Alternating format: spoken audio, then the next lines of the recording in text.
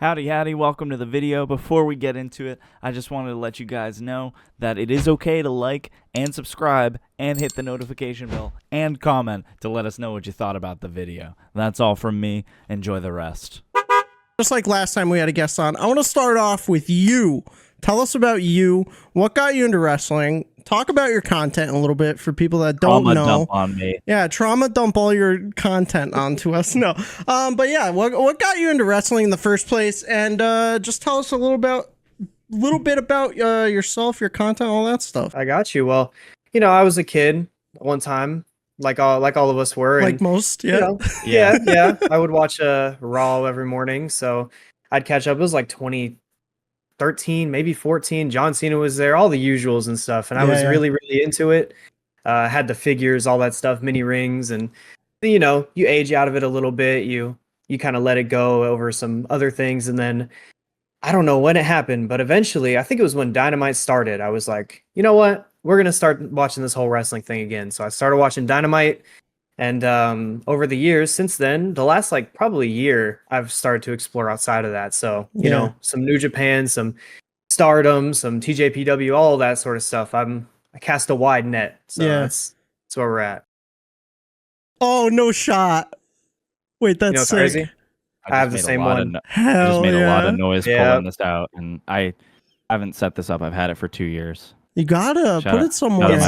Shout out It's High really Quality big. Victor. He gave it to me. Oh, is it big? It's a big It's really ring. big. It's surprisingly big. Oh, it boy. doesn't fit.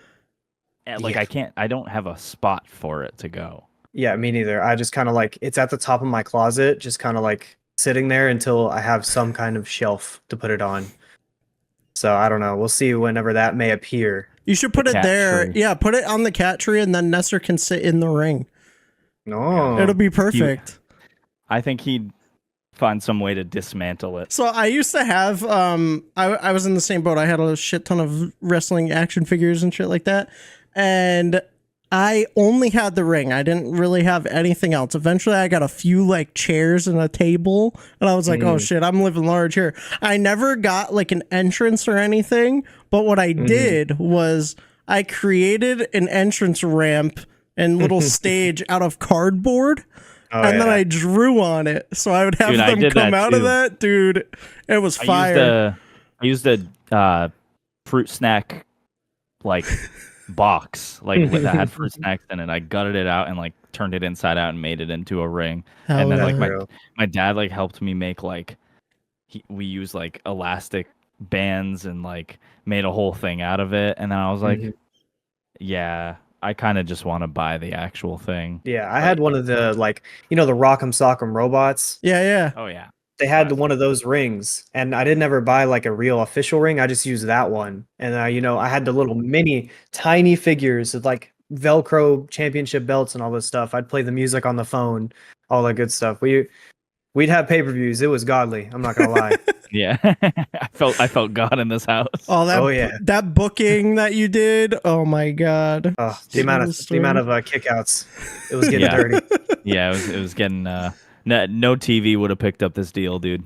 Yeah. No TV station. So this is going to be interesting because our last guest was very WWE heavy. You, on the other hand, are AEW and New Japan, Japanese wrestling, and all that stuff. So did you fall out of WWE completely, or are you still I guess you saw AEW and Japanese wrestling and just that's my shit, I'm doing that, or are you just don't care about WWE anymore, or what's the thought there? Yeah, I tried to. When I first got back into wrestling, I would watch Simon Miller's Ups and Downs for SmackDown and Raw, and I'd keep up with it that way. I'd never watched the show. I just didn't really have the time. Okay. But then nowadays, how it's kind of transformed is I'll watch the pay-per-views and I'll catch the occasional, if someone says this match rocked, I might give it a watch, but I'm not really a weekly TV, WWE kind of guy. I usually stick to AEW and Japanese stuff.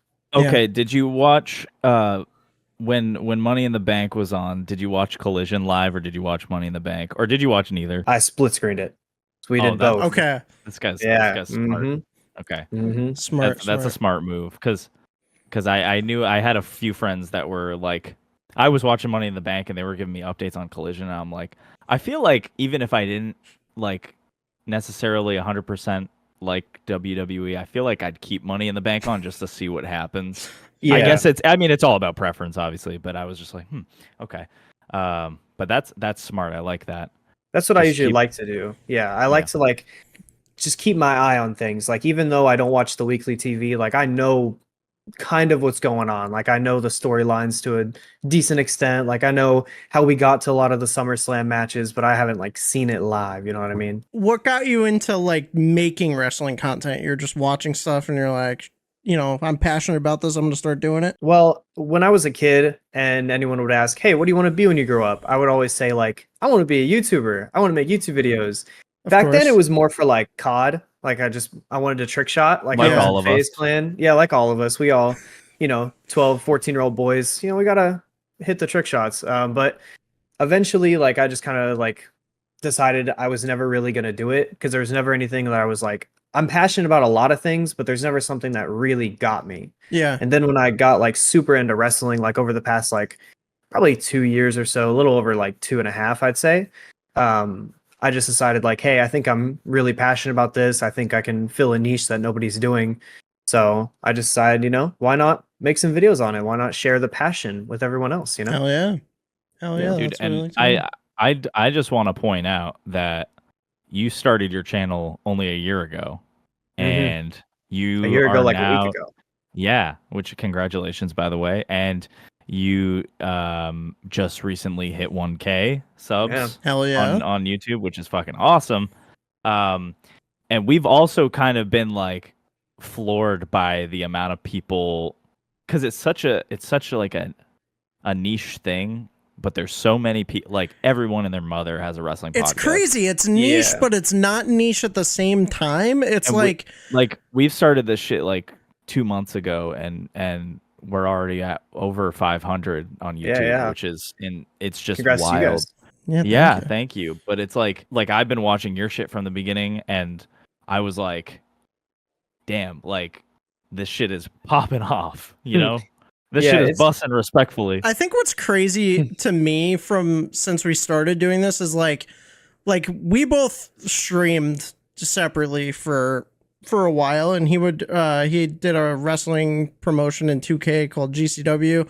I did like gaming content, just variety, random shit on Twitch, and I had my ups and downs and all that stuff. But I think the craziest thing since we started doing wrestling content is like the amount of engagement, because everybody has their own opinion, right? And they are not afraid to share it. Whether it's good, bad, it's like it's insane. I don't think I've ever had like this amount of engagement from anything I've done. And are you experiencing something similar with like your channel of like the IWC, if you will, like the like everybody? I don't know, because wrestling fans are passionate. So yeah, I think that's really what it is. I heard someone say the other day, it was like it's the most popular niche that there is. Like it's popular, but it's also like very specific where not everybody would know about it. There's a few people on my channel that like have kind of stuck around from the beginning and stuff, and that just kind of like it's one of those things where like when people find someone that kind of just agrees with them in a way, or like at least somewhat is on the same path as them, they just want to share the passion with them. They want to be a part of it. Everybody wants to find a group and find someone, to be with, enjoy this wrestling thing. Yeah. I feel like it's a very emotionally fueled niche. Because some people like will say something and they'll take it hella personally. And like the only other really like violently emotional fan base that is similar to wrestling, I'd say, is like music. Like I think of like Anthony Fantano, when people like get so mad that he like rated an album something, and when he's just a dude, who listens to a lot of music. We're just people that watch a lot of wrestling. And it's like especially with like the state of like tribalism like in wrestling today and the internet, and it's like it is very much just a community that is like feeds on engagement. Like my entire my entire Twitter feed is wrestling, and it wasn't always that way, even though I've watched wrestling for like 7 or 8 years now. So it's one of those things where you expect it to be really saturated, and it like is to a degree, but somehow it's like flourishing for I think a lot of like with wrestling, it does really bring out the emotion in you. Like no matter what you're watching, like Cody winning the title, Hangman winning the title, or them failing to win the title, even like those are strong emotions. And I feel like those strong emotions that, wrestling kind of brings out of you leads to a lot of passionate people that are like, that feel very strongly about whatever they're watching. And, some people take it too far and, some people are normal about it, but it just breeds that passion. Yeah.